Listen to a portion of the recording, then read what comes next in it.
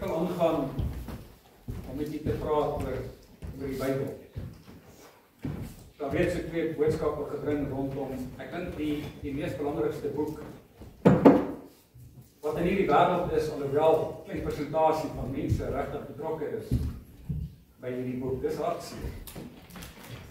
Want daar is geen ander boek in hierdie wêreld.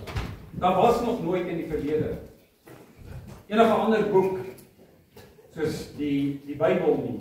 Daarom weet ek, is die duiwel se aanval is teen hierdie waarheid van God se woord. So een ding is wat die duiwel nie wil hê nie, is dat jy by die waarheid van die evangelie uitkom. Want jy sien, hy hou mense gebind met valse leerstellinge en vir mense om nie in hierdie boek te glo nie. Daarom dank ek die Here vir hierdie boek, hierdie Bybel wat God vir ons gegee het. Ek het met u gepraat oor onder andere 3 dinge wat belangrik is met betrekking tot die Bybel. Die eerste ene is, en ek het laasweek daaroor gepraat, dat die hele skrif is deur God vir ons gegee. It is God breathed. It is by the inspiration of the Holy Spirit. So die woord wat in die begin alreeds daar was, in die ewige verlede, wie Jesus is daardie geïnspireerde woord. It is God breathed. Dis die eerste ding wat ons moet verstaan. Toe kom God en in terme van hierdie geïnspireerde woord, die Bybel, toe kom hy en hy openbaar aan 40 skrywers plus minus gedeeltes van hierdie inspirasie van God, sy woord. En dit gaan baie wyer as net die 66 kanonieke boeke. Maar God het dit goed gedink om aan plus minus 40 mense wat die Bybel geskryf het, openbarings te gee van die geïnspireerde woord. Volgende week gaan ek met julle praat oor die verligting hiervan. Ek wil vandag 'n bietjie stil staan by hierdie openbaring van die Bybel. En ek dink dit is belangrik dat ek en u gaan verstaan wat beteken inspirasie, wat is openbaring en wat is verligting. Jy sien, die Bybel is 'n openbaring van God. Dis 'n openbaring van die sondeval van die mens, en dit is 'n openbaring van die weg van verlossing, en dis 'n openbaring vir die eeue wat nog aan die kom is, wat in die toekoms lê. Deur profetiese woord het God dit wat in die toekoms lê aan ons openbaar. Waaroor handel dit? Dit handel oor 3 plekke: die hemel, die aarde en dan die hel of die dood. Dit het te doen met 6 geestelike wesens, as jy gaan kyk in hierdie Bybel. God die Vader, God die Seun, God die Heilige Gees, en dan natuurlik die engele. Daai 2/3 wat oorgebly het. Dit handel oor Satan, Lucifer en die demone. Waaroor gaan dit verder? 3 klasse van mense. Dit handel oor die Jode, oor die heidene en natuurlik die Christene, wat ons kry in die Nuwe Testament. Waar kom Christen vandaan? Die woordjie Christen. Kom ons gaan kyk 'n bietjie. Gee vir die Handelinge 11 vers 26. Met betrekking tot die disippels hier, hy sê, en hulle het 'n hele jaar lank in die gemeente saam vergader en aan 'n aansienlike skare onderwys gegee, en die disippels is in Antiochië die eerste keer Christene genoem. En waar Christen vandaan kom. Kom maar daai mense van Antiochië. Jy sien, toe God die Bybel vir ons gegee het, hierdie boek. Alhoewel ek en jy kan dit vandag vir iemand gee, in sy hand sit en hy die hele woord van God. Hierdie Bybel is nie op een slag deur God vir die mens gegee nie. Nee, 'n stukkie vir stukkie was dit aan die mens gegee. Dink dit is belangrik dat ons dit gaan verstaan. Op verskillende tye en op verskillende maniere, deur verskillende persone wat bestaan het God dit vir ons gegee. Heilige manne van God, luister, het dit opgeteken wat die Heilige Gees vir hulle gegee, die openbarings. Gedurende 'n tydperk van so plus minus 1600 jaar, waar het begin? So 1492 jaar voor Christus tot so plus minus 100 jaar na Christus. Dis die tydperk wat die Bybel opgeteken is. As jy kyk na die manuskrifte, sal jy sien dis wanneer hulle geskryf is. Ons weet die Bybel bestaan uit 66 kanonieke boeke, wat deur God se Heilige Gees geïnspireer is, wat in die Bybel moet wees. Daar is so 39 natuurlik boeke in die Ou Testament en 27 boeke in die Nuwe Testament. En is ongeveer 40 skrywers wat hierdie boek geskryf het. Daar's net een boek wat onseker is. Wie hom geskryf het, naamlik die boek Hebreërs. Hier lees hierdie Bybel geskryf deur konings. Sien, dis die uniekheid van hierdie boek. Dis geskryf deur konings soos Dawid en Salomo, wat konings was. Dis geskryf deur staatsmanne, Daniël en Nehemia. Deur priesters is dit geskryf, soos Esra byvoorbeeld. Deur mense wat geleerd is in die leringe en die Egipte, wat alles geken het, natuurlik oor die wyshede van Egipte, soos Moses natuurlik wat die Pentateeg, die eerste 5 boeke geskryf het. Dit is geskryf, my broer en suster, deur Joodse wetgeleerdes, soos Paulus byvoorbeeld, was 'n Joodse wetgeleerde gewees, politiek gewees. Deur veewagters van Amos, soos Amos. Luister, deur 'n belasting met opgaarder soos wie? Matteus, my disippels het nie baie van hom gehoor nie. Toe Matteus aan boord gekom het, want hy het geweet hulle beroof die mense van belasting, hierdie Matteus. En hier roep God vir Matteus as 'n disipel. Hy het baie dinge geskryf natuurlik die boek Matteus. Deur vissermanne soos wie? Petrus, Jakobus en Johannes, vissermanne. Hierdie was nie geleerde manne nie. Nee, God het hulle gebruik en hulle dinge openbaar. Daar was 'n dokter gewees, wie was hy? Lukas het ook Handelinge geskryf. Verskillende mense, want die profete, die groot en klein profete, dis wie die Bybel geskryf het, hulle praat een boodskap. As 'n goue draad, dis fantasties hierdie boek. Halleluja. Die waar is dit geskryf? Die bladsye van hierdie boek was geskryf in die woestyn van Sinai.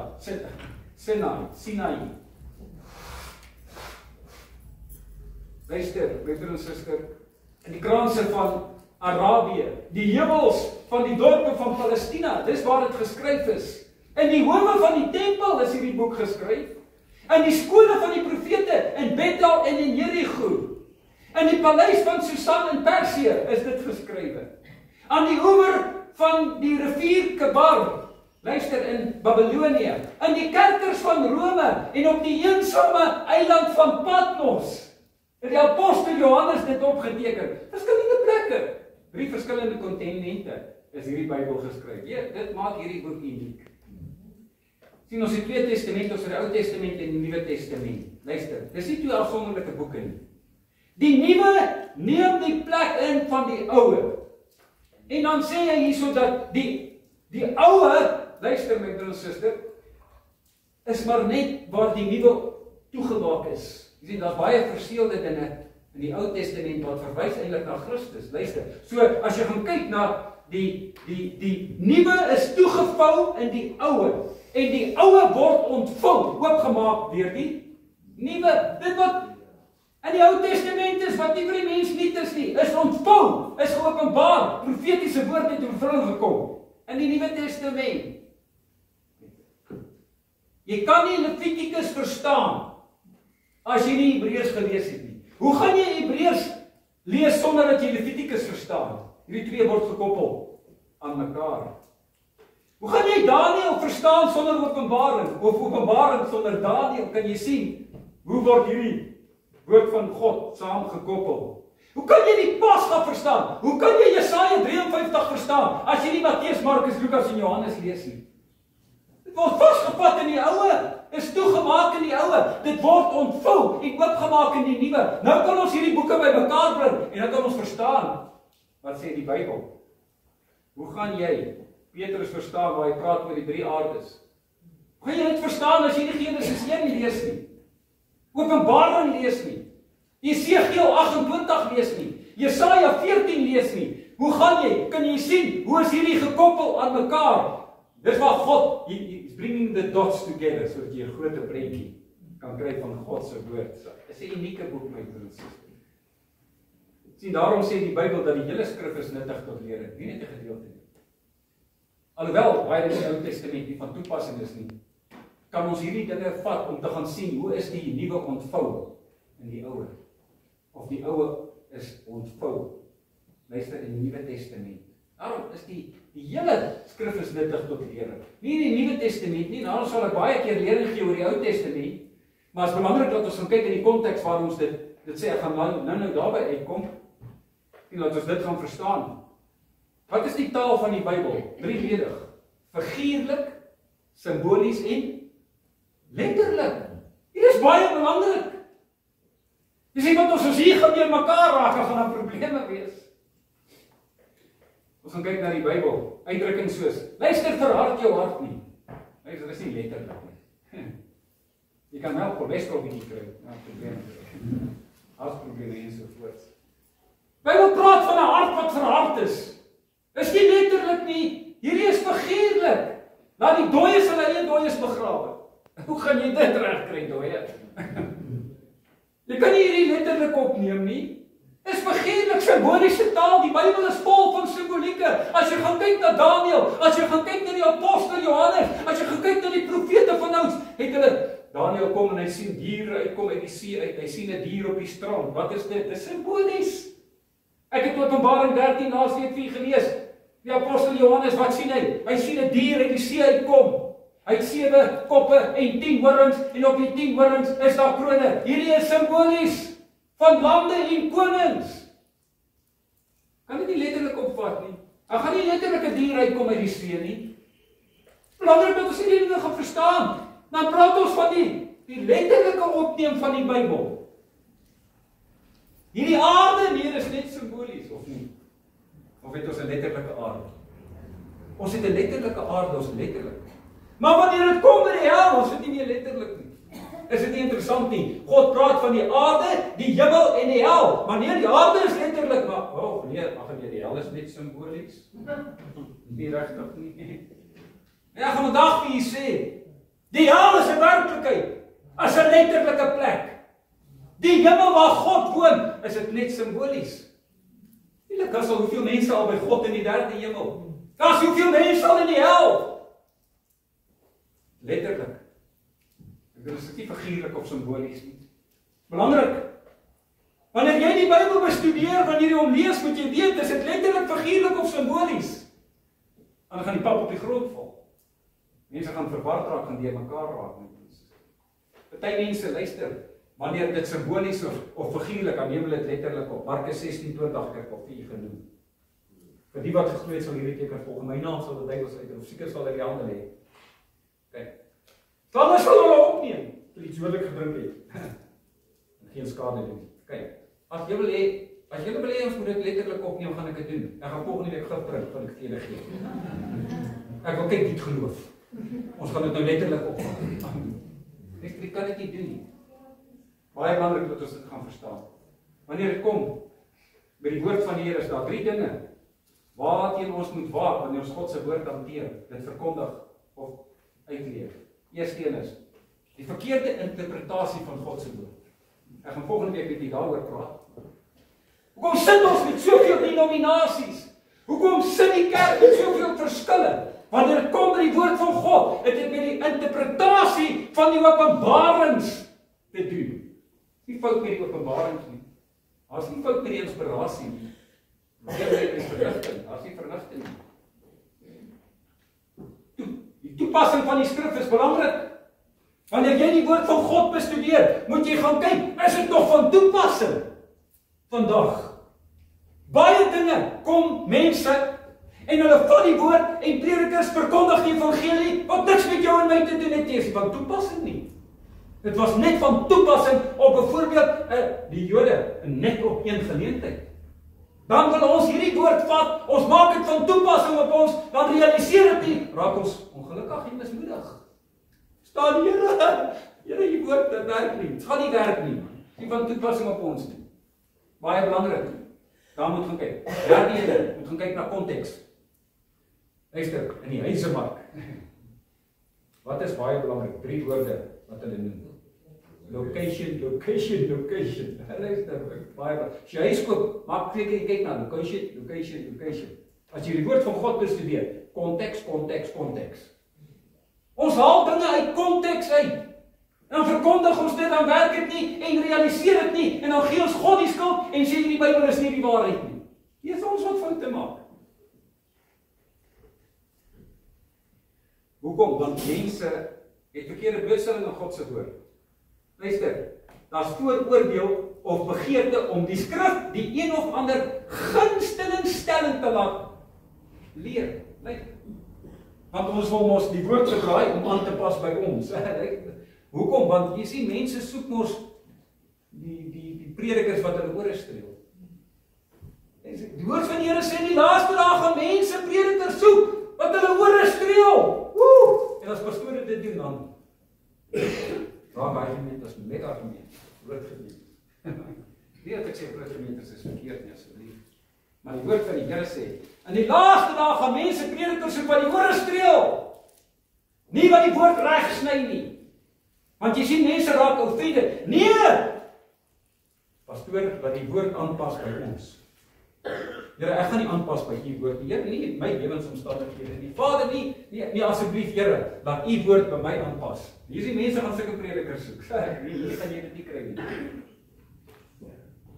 Dan die Here vir God se woord. Dan moet ons die paraboliese metode nie vergeet van die woordverkondiging. Baie belangrik dat ons gaan kyk paraboliese metode. Waarna verwys ek hier? Parables, gelykenisse. Het Christus gelykenisse gebruik om die woord te verkondig. Die profete van ouds het gelykenisse het hulle gebruik. Luister, baie interessante ding. Want wat doen 'n gelykenis? 'n Gelykenis vat 'n bekende ding en dan wil hy iets onbekends of die eerste keer wil hy duidelik maak deur dit, want die koninkryk van die hemele is soos om God se koninkryk te verduidelik, gebruik hulle iets anders. Nou kom ek daar by Sasol. Net waar daar's sekere vlak toe ek betrokke was by strategieë en die implementering van strategieë, dan stuur hulle die mense op kursusse, hulle noem dit storytelling. Storytelling is niks anders as gelykenisse nie. Niks anders nie. So wat het hulle gedoen? Hulle wil hê dat jy byvoorbeeld strategie moet uitrol, want dis nou konsepte wat jy nou vir hulle gaan uitrol, maar dan wil hulle die bekende gebruik. En sê hulle, luister hier sommer, dit is soos dit, dan rol hulle dit uit en sê, dis hoe julle moet verstaan, want dit is net soos dit en dit en dit, storytelling. Soos op kursusse, hulle is op kursusse gestuur. Gelykenisse moet gebruik. Wat is dit? Jy sien, in die Nuwe Testament word dit gebruik as 'n verborgenheidsvorm om dan waarheid oor te dra. Wat Jesus gebruik het, gelykenisse. Wat is die eerste gelykenis wat ons lees in die Bybel? Gelykenis van die saai. Koninkryk van die hemel is soos 'n saaiër wat saad vat en saai. Luister, dis nie letterlik nie. Ek het nie letterlik 'n goeie saad uit nie. Okay, maak jy nou mondjies oop, saad. Nee, luister, wat is dit? Gebruik 'n bekende, want almal weet mos 'n boer saai saad in die akkers. Kan jy sien? Nou kom hy en toe moes Jesus vir hulle verduidelik. Want baie keer kom die disippels en sê, "Jo, Here, wat wil jy daardeur vir ons sê?" Dan verduidelik hy vir hulle die betekenis van die gelykenis wat hy gegee het. As hoop gelykenisse in die Nuwe Testament wat Jesus gebruik het. Hulle het nie altyd verstaan nie. Fariseërs en skrifgeleerdes het nie verstaan nie. Die disippels het ook sommige van dit nie verstaan nie. Dan sê Jesus, wat het jy bedoel daarmee? Kom Jesus aan, breek uit vir hulle. Kom ek vat hier na Matteus 13 vers 3. En hy het baie dinge deur gelykenis tot hulle gespreek. Paraboliese metodes wat hy gebruik het. Hier, Matteus 13 vers 10 en 11. En die disippels het gekom en vir hom gesê, "Waarom spreek u tot hulle deur gelykenisse?" Toe antwoord hy en sê vir hulle, "Omdat dit aan julle gegee is om die borgenheid van die koninkryk, Meester van die hemele te ken, maar aan hulle is dit nie gegee nie." Jy sien, wanneer dit kom by die woord van God, hierdie Bybel wat die Here vir ons gegee het, luister, die toepassing daarvan is belangrik. Ons moet gaan kyk na inspirasie, maar ek wil vandag praat en ek wil stil staan by Openbaring. So, daar was eers inspirasie voor daar enige openbaring was. Eers toe God die mens geskep het en God goed gedink het wat om aan die mens te openbaar sodat opgeteken kan word in hierdie Bybel. Hierdie Bybel, hierdie 66 boeke is openbarings van die geïnspireerde woord van God, hierdie 66 boeke. Baie belangrik. So, ons bly by daai boek wat geïnspireerd is en ons verkondig daai boek. Dis die openbarings. Nou wil ek ons moet gaan kyk, wil dit vir u verduidelik vanmôre. Ek gebruik Paulus as 'n voorbeeld om met u te praat oor Die Bybel is openbarings van God, van die geïnspireerde woord, deur hierdie 40 skrywers gegee. Efesiërs 3 vers 1 tot 5. Paulus kom, hy sê, om hierdie rede is ek, Paulus, die gevangene van Christus Jesus vir julle wat heidene is. As julle ten minste gehoor het van die bediening van die genade van God, wat aan my verleen is vir julle, dat hy aan my deur openbaring bekend gemaak het. Amen. Hoe het Paulus dit ontvang? Het hy dit by Petrus gekry? Nee, dalk by Jakobus of die apostel Johannes? Nee. Dis deur 'n openbaring wat Christus vir hom gegee het. Dis waar al daai boeke wat Paulus skryf is openbaring van Jesus Christus. Hy praat met oor die openbaring van die Bybel. Hy sê, het hy die verborgenhede, hierdie is verborgenhede wat geopenbaar is. Luister, soos ek tevore kortliks geskryf het, waardeur julle, as julle dit lees, my insig in die verborgenheid, want is die Heilige Gees wat hom openbaar. Amen. En Christus kan verstaan wat in ander tye aan die mense kinders nie bekend gemaak is nie, soos dit nou aan sy heilige apostels en profete geopenbaar is nie. Ek bedoel, is dit die Gees van God. Baie belangrik. Vat jy na 1 Korintiërs 2 vers 7 tot 9. Maar ons spreek die wysheid van God, nie die wysheid van jou verstand nie, nie die wysheid van mense nie. Hierdie is die wysheid van God, wat bestaan het waarin? In verborgenhede. Ek praat met u oor die openbaring van die Bybel. Dit was verborge gewees vir die mense. Toe kom God deur hierdie 40 skrywers en hy openbaar dit. Hy sê wat bedek was, wat God van ewigheid af beskik het. Luister, wanneer is die geïnspireerde woord al daar? Van ewigheid af. Christus was die woord. Christus was saam met God met die ewige verlede geleef. Hy sê wat God voorbeskik het tot ons heerlikheid, wat niemand van die heersers van hierdie wêreld geken het nie, nog niemand het dit geken nie. Wat het gebeur? Niemand het dit geken nie. Toe kom God en hy maak dit bekend. 66 boeke. Hy maak die geïnspireerde woord of van dit maak hy bekend aan 40 skrywers. Hulle het vir ons 'n openbaring gegee. Hierdie openbaring kom van God af. Nie van mense af nie. Dis nie menslike wysheid daai. Kom van God af. Hy sê. Sodat hulle die Here van die heerlikheid, as hulle dit geken het, as hulle geweet het, sou hulle Christus nie gekruisig het nie. Dan sou hulle ons geweet het. Van die vers dan hy sê, maar soos geskryf is, wat die oog nie gesien het en die oor nie gehoor het en in die hart van die mens nie opgekom het nie, is opgeteken in hierdie boek. Waar kom dit vandaan? Heilige Gees. Is dit met as jy mooi gaan kyk na die profete van ouds wat hierdie dinge geskryf het, hulle het nie sy idee gehad het waarvan skryf hulle, waaroor skryf hulle nie. Geen kennis gehad het nie. Hulle het dit nie gesien nie, want dit lê nog in die toekoms. Hulle het dit nie gehoor nie. Dit het nie in hulle harte opgekom nie. Dit is deur die Gees van God vir hulle gegee. Ons sit met die openbarings van die geïnspireerde woord in hierdie Bybel. En dan kom. Hier was hier die volgende versie. Hy sê hierso, maar God het dit aan ons deur sy Gees openbaar. Deur wie het openbaar? Deur die Gees van die Here. Daai 66 boeke kom nie van 'n mens af nie. Daai 66 boeke in die Bybel is openbarings van die geïnspireerde woord, die Heilige Gees by 40 skrywers gegee. Amen. 1 Korintiërs 15 vers 51 tot 54. Kom ek deel gou wat Paulus sê. Luister, my broer en suster. Ek gee nie vir jou vanmôre nuwe openbarings nie. My prediking is nie nuwe openbarings nie. Asseblief. Wat doen ek? Ek verkondig die openbarings wat God gegee het vir 40 skrywers. As ek hier staan en sê, ek wil vir julle iets nuuts openbaar. Nee man, is opgeteken een. Ek preek hierdie Bybel. Ek bid die Here dat verligting sal kom by jou rondom die openbarings van God se woord. Dit is baie belangrik dat ons dit sal verstaan. Nou kom Paulus, hy deel 'n paar verborgenhede en maak dit bekend wat nie aan mense bekend was nie. Party van vandag nog is nog steeds mense wat dit nie het. 1 Korintiërs 15 vers 51 tot 54. Kyk, ek deel julle verborgenheid mee. Wat is hierdie? Hierdie was 'n openbaring van die geïnspireerde woord wat welkom daar was wat God bepaal het wat gaan gebeur. Nou kom Paulus en sê, dis aan my geopenbaar. Ek deel hierdie verborgenheid. Here kan julle nie. Ons sal wel nie almal ontslaap nie. Beteken jy gaan nie almal sterf nie.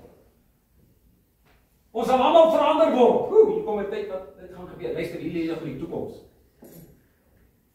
Dis nog in die toekoms nie. Nog nie gebeur nie. Want as dit gebeur het, ek en jy 'n probleem. Dan is dit kom. Ons sal almal nie sterf nie, maar ons sal almal verander word in 'n oomblik.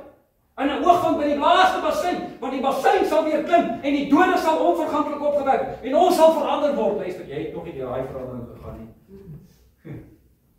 Dis logies. Dan gaan hy aan, hy sê, want hierdie verganklikheid moet met die onverganklik bekleed word. Het jou verganklikheid al verander na onverganklikheid nie? As dit so is, gaan niemand meer sterf nie.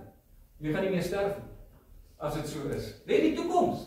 Dis 'n verborgenheid wat God aan Paulus openbaar het wat in die toekoms nog gaan nog in vervulling kom. Hy sê en hierdie sterflike moet met die onsterflike bekleed word. En wanneer hierdie verganklikheid met die onverganklikheid bekleed is en hierdie sterflike met die onsterflike bekleed, dan sal vervul word die woord wat geskryf is, dood, waarin is jy oorwinning. Luister, my ouers sit wag. Wanneer gaan dit gebeur? Kom ek wil vir julle nog 'n teken gee en 'n bewys van die ware wegvoering van die bruid. Okay. Ek gaan vir julle nog 'n bewys gee. As mense nou ek het op julle al soveel bewyse gegee. Ek gee vir julle nog 'n bewys. Kom ek gaan vandag vir julle sê. Hierdie is wat gaan plaasvind wat 1 Tessalonisense 4 vers 16 en 17 sê by die bassein geklink. Hoekom sê ek so? Want luister, as Jesus die tweede keer gaan kom op die Olyfberg, gaan dit nie plaasvind nie. Ja. Want dan gaan daar sekere mense hier wees wat onmiddellik gaan verander van die verganklikheid en die onveranderlik, maar gaan bly op die aarde. En ander mense gaan nog steeds die sterflik en onsterflik hê. Jy sien, hierdie gaan gebeur wanneer Jesus sy ware bruid kom haal. Die bassein gaan klink. Halleluja.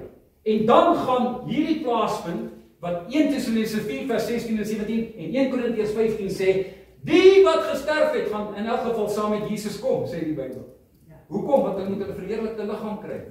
Nou moet jy 1 Tessalonisense 4, 16 en 17 gaan koppel aan 1 Korintiërs 15 and God is bringing the dots together en hy gee vir ons die groter prentjie. Wanneer dit gaan gebeur, gaan die wat nog lewe op hierdie aarde, amen, mense, hulle gaan in 'n oomblik, in 'n oogwink verander. En die wat in Christus gaan opstaan, wat saam met die Here gaan kom in hulle DNA en liggaam, gaan ook daai verandering plaasvind. Want Paulus sê, hoe daardie liggaam hulle mee gaan kom, hy weet nie, maar hulle gaan 'n ander liggaam kry. Mense vra, maar hoekom as hulle sterfers moet hulle saam met Christus kom en dan weer die dood uit opstaan? Dis vir hierdie rede moet hulle finale verheerlikte liggaam moet hulle kry. Maar daar's ook ons kinders van die Here, aan die ware bruid van Jesus Christus op hierdie aarde. Hulle gaan ook in 'n oomblik.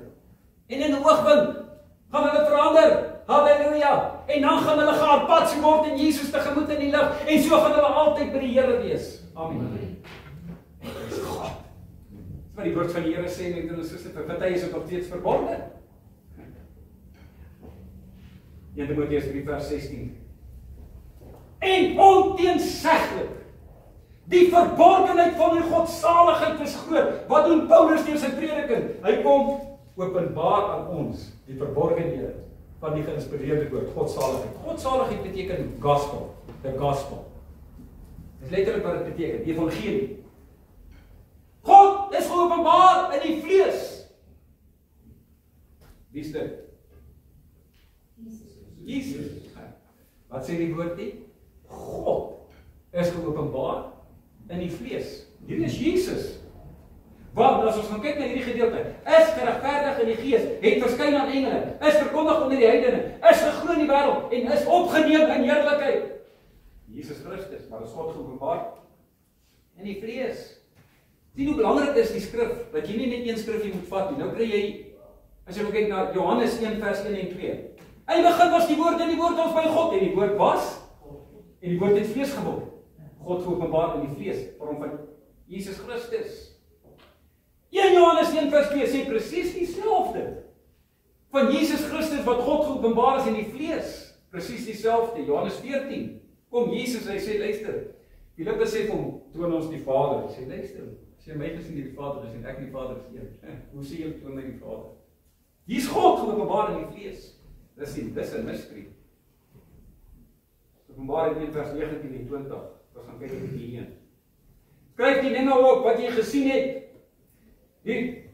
Die wat is, sowel as die wat gaan gebeur in die toekoms, die verborgenheid van die 7 sterre, wat jy in my regterhand gesien het, en die 7 goue kandelaars, dan kom hy en hy openbaar dit. Hy sê die 7 sterre is die engele van die 7 gemeentes, die pastore van die 7 gemeentes, en die 7 kandelaars wat jy gesien het, is die 7 gemeentes. Hoekom 7? Baie meer gemeentes in Minor Asia as 7. Ek praat van die kerkdispensasie, want nou kry ons in Openbaring 2 en 3, wat? Die briewe wat geskryf is aan die 7 gemeentes, dis die kerkdispensasie. Dis nie, een brief is nie geskryf aan een spesifieke gemeente nie, want hy sê, wie jy oor het, laat hom hoor wat die Gees aan die gemeentes meervoud sê. Die kerkdispensasie. Hier is 'n baie belangrike ding, my broers en susters. En wat 'n dispensasie leef ek en jy nog vandag? Kerkdispensasie. This is the times of the Gentiles. Dis. Nou nou 'n bietjie meer uit dadelik. Efesiërs 1 vers 7 en 9. In hom, in Christus, het ons die verlossing deur sy bloed, die vergifnis van die misdade van die rykdom van sy genade, wat hy oorvloedig aan ons bewys het, in alle wysheid en verstand, deurdat hy aan ons die verborgenhede van sy wil bekend gemaak het. As klink, wat is God se wil met betrekking tot dit en dit en dit? Ek sê, kyk in hierdie boek. God het sy wil openbaar in hierdie boek. Jy kan God se wil in hierdie boek kry, my broers en susters. Dit was 'n verborgenheid gewees, maar God het dit aan ons bekend gemaak deur 40 skrywe. Sy wil is opgeteken hierin. Amen. Weet jy wat sê hy? Hy wil nie hê dat een mens verlore moet gaan nie. Dis God se wil. Maar dat elkeen tot wedergeboorte moet kom. Gebeur dit? Nee, buite God se wil dat iemand hel toe gaan. Jy geweet. Efesiërs 5 vers 32, baie belangrike ding. Leer die verborgenheid. Ek lees dit gou vir julle, gee vir die konteks. Hierdie verborgenheid is groot. Maar ek sê dit met die oog op Christus en die gemeente, wat wil hy hierso ons sê? Hy gebruik simboliek hierso. As jy die hele konteks kyk, hier, het te doen met die huwelik, verhouding tussen man en vrou. Dit het te doen met Jesus Christus as bruidegom en natuurlik die bruid, die ware kerk van Jesus. 2 aspekte wat hy uitlig, verborgenheid. Eerste een is onderdanigheid, die tweede een is liefde. As jy mooi gaan kyk, my broers en susters, die kerk moet onderdanig wees aan Jesus Christus. Ek en jy moet ons submit onder Jesus Christus, eerste aspek wat hy van praat. Tweede een is liefde. Jesus Christus het sy ware bruid so lief gehad dat hy wat gedoen het? Sy lewe vir haar gegee het. Amen. Nou sê hy dit in die konteks hiervan. Hierdie verborgenheid van huwelik is groot, die tweede is verskriklik belangrik in die huwelik. Amen. Vrouens, jy moet aan jou man onderdanig wees. Luister my broers en susters, God se woord is 'n verborgenheid. Tweede ene, man, jy wil net om jou lewe te gee vir jou vrou. Nee, is 'n rugby game. Wat op van jou lewe. Hierdie verborgenheid is groot. My broers en susters, in die konteks van die huwelik is dit belangrik dat ou hierna moet gaan kyk. Groot verborgenheid wat God openbaar. Kom hy verder. Hy sê, Paulus kom en hy sê dat ons vir hom moet bid. Waarvoor moet ons vir hom bid? Kom ons gaan kyk 'n bietjie wat sê hy. En bid vir my sodat 'n woord my gegee mag word as ek my mond oopmaak om met vrymoedigheid die verborgenheid van die evangelie bekend te maak. Baie belangrik. Verborgenheid van die evangelie. Wat het Paulus? Wat se prediking is hy? Om die verborgenheid van die evangelie oop te maak. Paulus gee dit vir ons hier. Wil ek die vat na Kolossense 1 vers 24 tot 29, lees dit vir u, want hy is te lank om op die bord te sit. Nou verbly ek in my lyding vir julle en vul in my vlees aan die oorblyfsel van die verdrukking van Christus vir sy liggaam, wat die gemeente is, waarvan ek 'n dienaar geword het volgens die bediening wat God aan my gegee is, wat die Here vir my gegee het in julle belang, om die woord van God te vervul, naamlik die verborgenheid wat van eeue en geslagte af verborgen was, maar nou geopenbaar is aan sy heiliges. Aan wie God wou bekend maak, wat die rykdom van die heerlikheid van hierdie verborgenheid onder die heidene is. Hy praat van verborgenheid, hy praat net die openbaring van God se woord. Dit is Christus onder julle, die hoop van heerlikheid. Hom verkondig ons, terwyl ons elke mens vermaan, en elke mens in alle wysheid onderrig, om elke mens volmaak in Christus Jesus voor te stel. Waarvoor ek arbeid en stry volgens sy werking. Wat in my werk met krag, dis die openbaring wat God vir Paulus gegee het. Kolossense 4 vers 1 tot 3. Volhard in en waak daarin met danksegging en bid tegelijkertijd ook vir ons. Hoekom? Dat God vir ons die deur van die woord mag oopmaak, om te spreek wat? Die verborgenheid van Christus. Wat is opgeteken in hierdie boek? Die verborgenhede van Christus, waarvoor ek ook in boeie is, dat ek dit openbaar kan maak. Wat het Paulus gedoen? Dit is wel wat hy kom doen. Hy het hierdie Bybel kom vat, en wat het hy gedoen? Dit wat God aan openbaar het hy kom bekend maak, in die boeke wat Paulus geskryf het. Hy praat met die oor die openbaring van God. Daarom het Paulus baie verborgenhede aan ons openbaar, wat hy van God absoluut ontvang het. Kom ons gaan kyk 'n bietjie.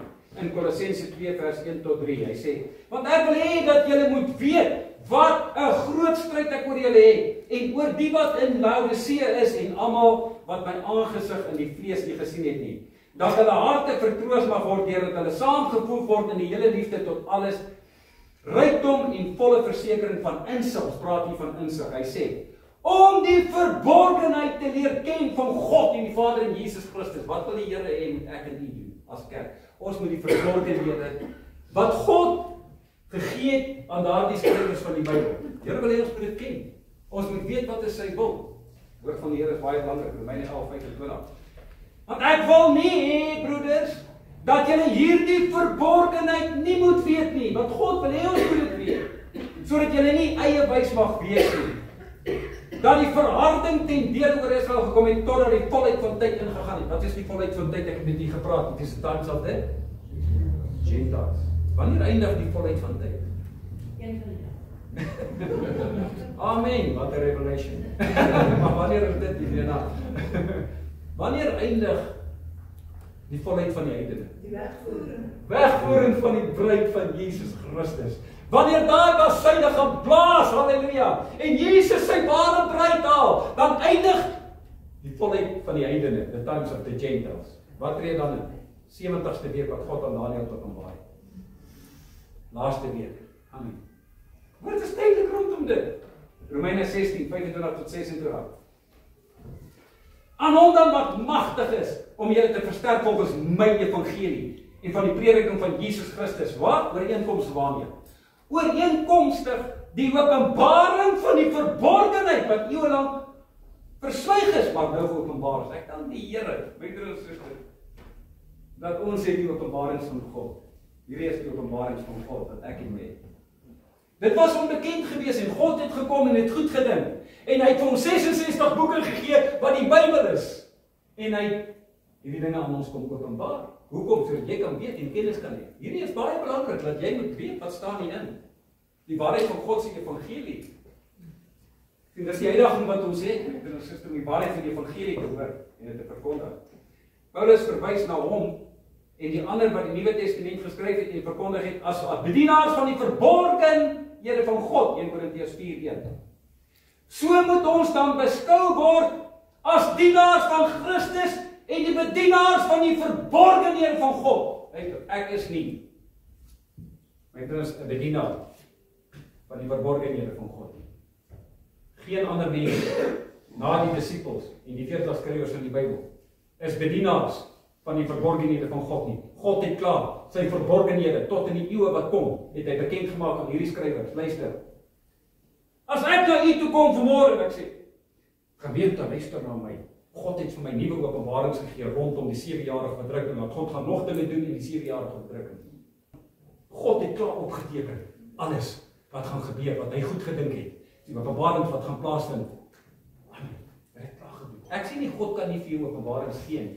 Ek praat van die woord van God. Ek praat van dinge wat in die toekoms gaan gebeur deur God. Luister, die Here het klaar bekend gemaak en hy het klaar geopenbaar en hierdie verborgenhede. Halleluja. Die openbaring lê, eerste gedeelte van Openbaring lê in die toekoms.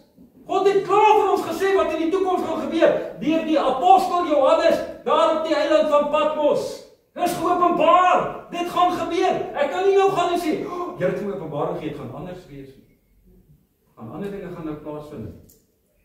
Nee, dit is nie die waarheid nie. God het dit klaar. Hy het dit openbaar. Al wat ek en u kan doen, my broers en susters, ek gaan volgende week met u daaroor praat.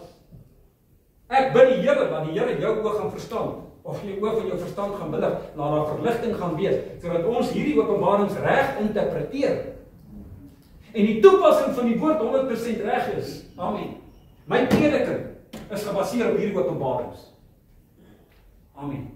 Al wat ek doen is, ek bid die Here dat God vir my sal help om dit vir julle oop te breek, hierdie openbarings. Want baie keer sê die Christus moeilik om te verstaan. Nie altyd maklik nie. Al is dit 'n openbaring van God. Nou Petrus kom en sê dit wat Paulus verkondig is baie keer moeilik om te verstaan. Wat is 'n leraar se verantwoordelikheid? Die Heilige Gees van God om vir julle te oop te breek en die Gees van God kom en die oë van julle verstand belig sodat jy kan verstaan. Dis er baie mense wat dit nie verstaan nie. Luister, as mense vandag wat nog nie hulle kan verstaan. As daar nie verligting plaasvind nie, is daar 'n probleem. Ek weet volgende week gaan ek met die daaroor praat. Verligting is verskriklik belangrik.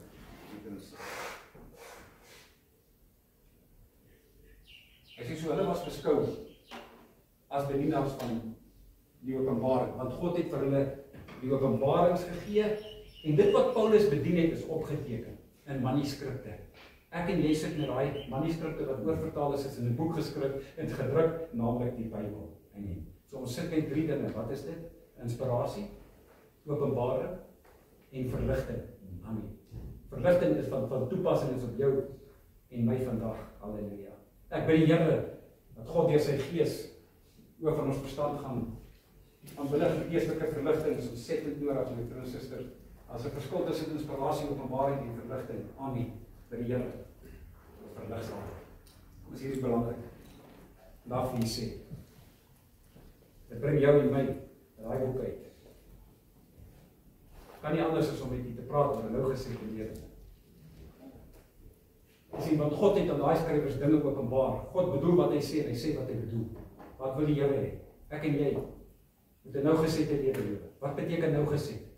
Diligently perfect. Amen. Perfect. Ek doen sister. Volgens daai woord moet wees. Ons moet dit erns. Hy sê ons moet nie links afdraai nie, nie reg afdraai nie. Waar lê die probleem in die kerk vandag? Vandag vir sê. Dit is nie presies wat hy Bybel sê. Alhoewel as jy kennis het. Ag nee, God het dit nie bedoel nie. Ja, hy sê ons moet perfek wees. Perfek. Volgens daai woord. Exactly. Hy sê exactly and perfectly.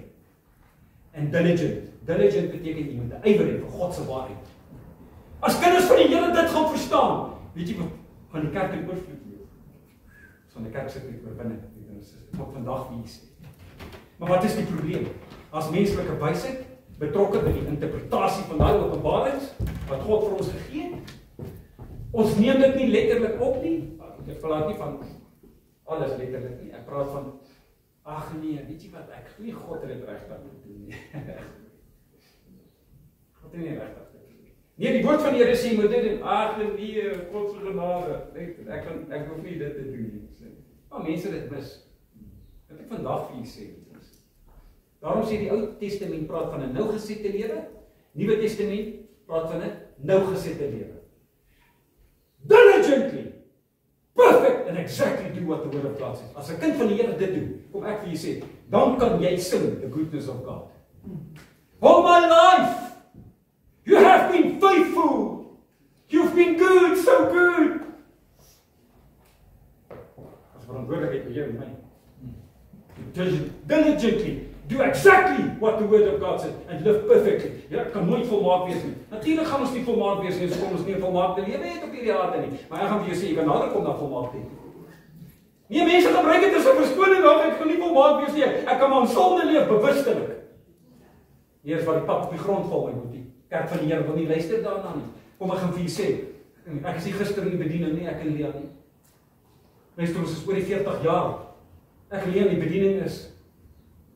Ek verstaan wat die woord van God sê. Ek gaan kyk, my broers, na mense se lewens. Dan val die pap op die grond. Terwyl hulle die kennis het, doen hulle nie wat God se woord sê nie. Nee, ons moet bid. Groter verantwoordelikheid om te bid. 'n Groter verantwoordelikheid in jou gehoorsaamheid aan God se woord om presies te doen wat die woord van die Here sê. Doen dit, my broers en susters. Begin ernstig raak daaroor en jy gaan 'n lewe van oorwinning sien, want God lieg nie. Here sê as jy alles doen wat in hierdie boek sê, dan gaan al hierdie seëning op jou kom. En die ou verbond soek jy die seëning van God en die beloftes van die Here in jou lewe. Gaan ernstig raak om te gaan kyk wat sê God se woord en doen presies wat die woord van die Here sê. Amen. Amen. Ek het geen ander boodskap.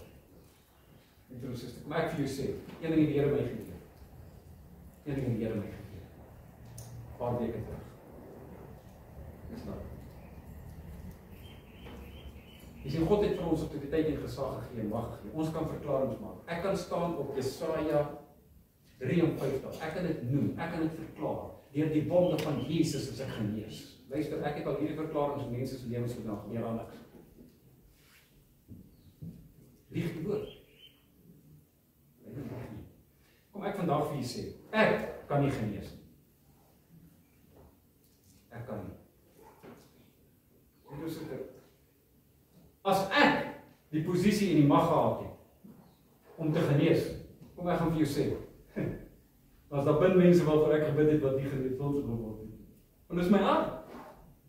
Weet jy vir hoeveel mense het ek al gebid? Wie is die een wat genees? God, wie is Jehovah Rapha? God! Nie ek nie. Ek kan die woord verklaar, ek kan alles doen. As God nie genees nie, gaan niks gebeur nie. Waar lê die probleem? Ek ken nie die volle omstandighede. God is die een wat weet en besluit en sê jy of nie. Here doen. Selfs met alle ander aspekte, vrymaking, voorsiening, al hierdie dinge. My broer en suster, God ken dinge wat ek en jy nie ken nie. Kan ons nie verstaan hoekom gebeur dinge partykeer nie in mense se lewens nie. Jy sien, want God het vir ons sekere beginsels gegee rondom gesondheid, rondom finansies, rondom ons verhouding met hom, rondom baie dinge. As ons nie gaan doen presies wat God se woord sê nie, kan ek en jy bid tot ons blou is. Sien, my hart is dat dit moet gebeur in elkeen van julle lewe. Ek glo nog harder sal. Tog gebeur dit nie. Waarom? As dieper dinge wat God ken, wat ek nie ken nie, kan ons nie verstaan hoekom. Here, hoekom werk die woord nie? God is die een, my broer en suster. En ek het dit geleer in Job se geval, in Joshua se geval. Ek het geleer in Joshua se geval. Joshua kom en wat doen hy? Ek gaan nog daaroor praat. Hy beveel die son en die maan om stil te staan. Want hy het nog tyd nodig, 12 ure. Hy sê hele dag. Maar hy het dit verklaar, maar die Here is die woord van die Here, gaan lees 'n bietjie verder. Dis 'n interessante ding, die Heilige Gees breek dit vir my oop. En die Here het na Joshua geluister en hy het dit gedoen. Wie het dit gedoen? God. Nie Joshua nie. Dit was op Joshua se bevel dat God gesê het hy gaan luister na hom. As ander keer wat God nie luister nie. Want God ken die groter omstandighede in ons lewens. Hy wil vandag vir julle sê, God is die een wat alles doen, nie ek nie. Geen mens. God is die een. Hy is Jehovah Rapha. Wie maak vry?